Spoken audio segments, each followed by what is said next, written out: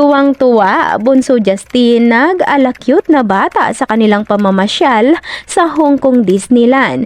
Ipinasilip at ibinida nga sa social media account na nag-iisang bunso sa grupo ng SB19 na si Justin ang kanyang nakakatuwang experience na hindi malilimutan sa kanilang pamamasyal sa Disneyland kasama ang kanyang pamilya. Makikita nga sa video nito kung gaano ito nag-enjoy sa mga rides at sa kanyang mga nakikita at napapanood sa mga paligid ng nasabing lugar. Pansin nga din na tila napapasigaw pa ito sa rides na kanyang nasakyan. Dahilan kaya parang naging isang cute na bata muli ito dahil sa kanyang mga sari-saring napaka-cute na mga naging cute reaction.